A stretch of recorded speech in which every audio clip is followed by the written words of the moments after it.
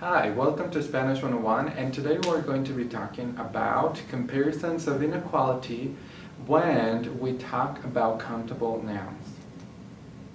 So our goal is for, at the end of the video, you'll be able to compare countable nouns when a specific number is not given, and we'll be talking a little bit more about that.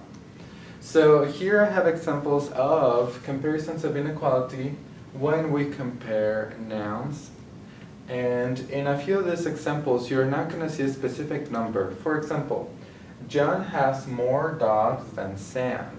In this sentence, we are not being told exactly how many dogs John and Sam have. We're just giving the idea that one has more of something than the other. When we decide to give a specific number, you're going to be using a different type of comparison that we are going to be talking about that in a few videos. But for this video, we're only focusing on when we're just giving a noun or something. Another example is Sam has less shoes than John.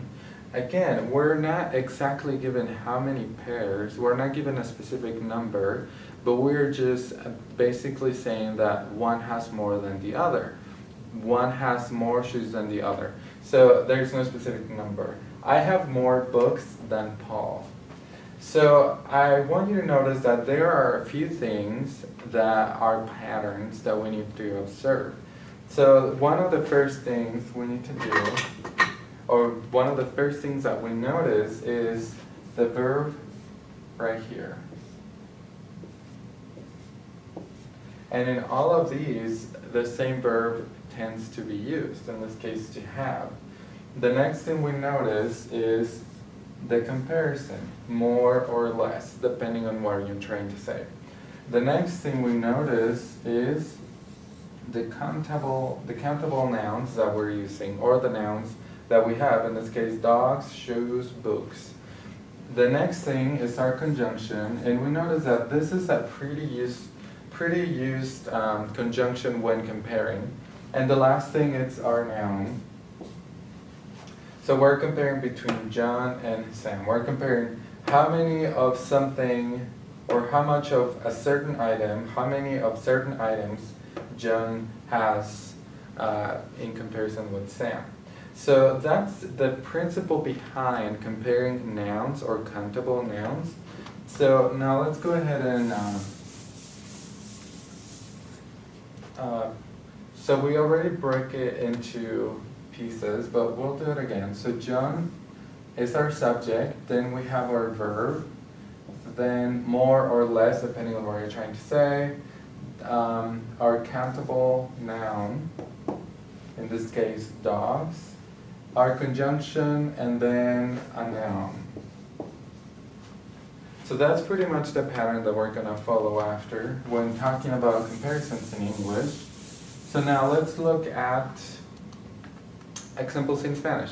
So here we have John tiene más perros que Sam. Another example, Sam tiene menos zapatos que John.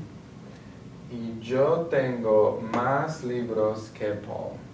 So again, notice how these are basically the same pattern. It's the same pattern that we have in English. Notice we have a subject, we have verb, which is tener, we have our frequency determiner, we have our countable noun, our conjunction que, and then our other noun.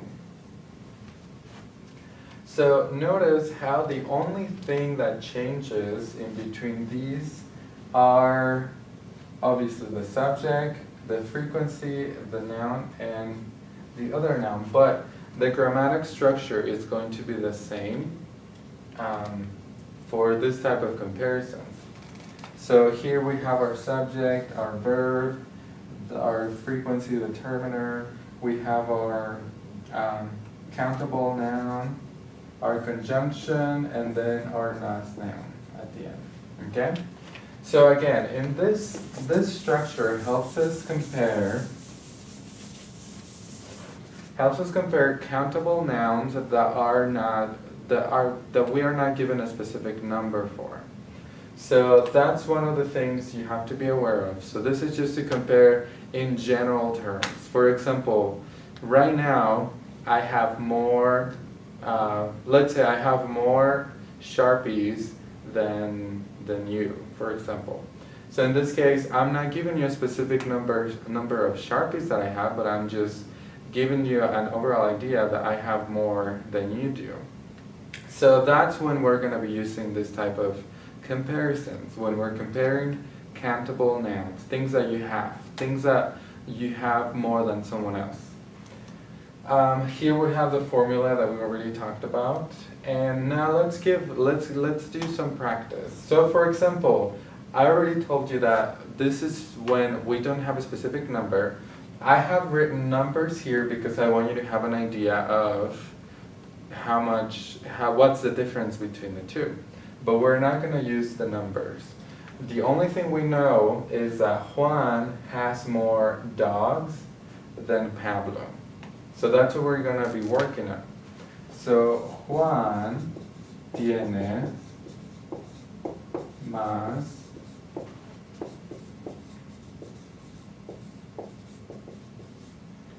perros que Pablo. Okay? So Juan tiene más perros que Pablo. So again, we are not including the count. We're not including the number, even though we know what number it is and who has more. We're just giving the idea that he has more dogs. Okay. So that's the basic construction. So now let's switch our subject, and instead of having Juan, we are going to have Pablo as our subject. So Pablo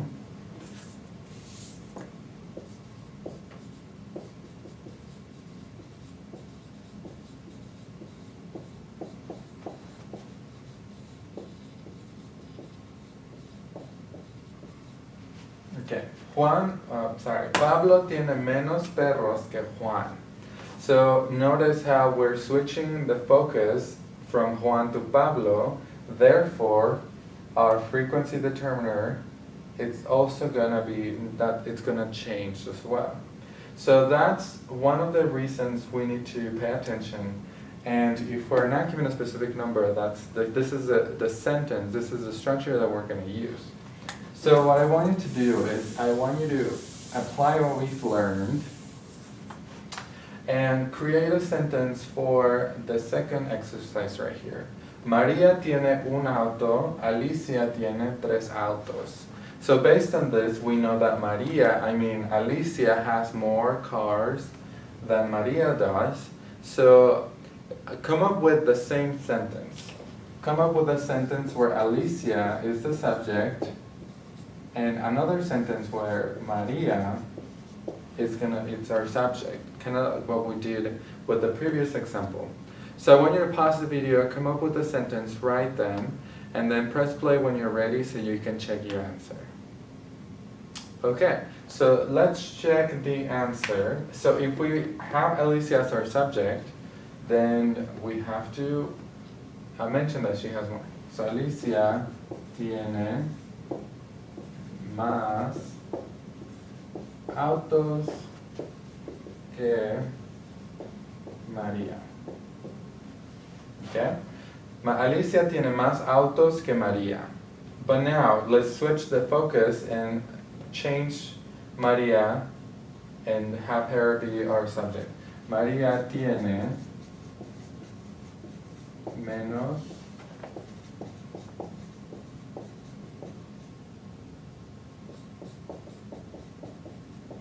okay? And notice how even though we know she only has one car, here we are not changing this to singular. Instead of, we're not writing auto, but we're writing autos, because we're just giving an idea that she has less cars than Alicia does. So that's one of the things that you have to be aware of.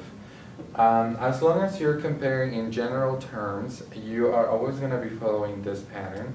And it's pretty straightforward. And yeah, it's pretty straightforward. Just that's the only thing you have to remember. Okay? So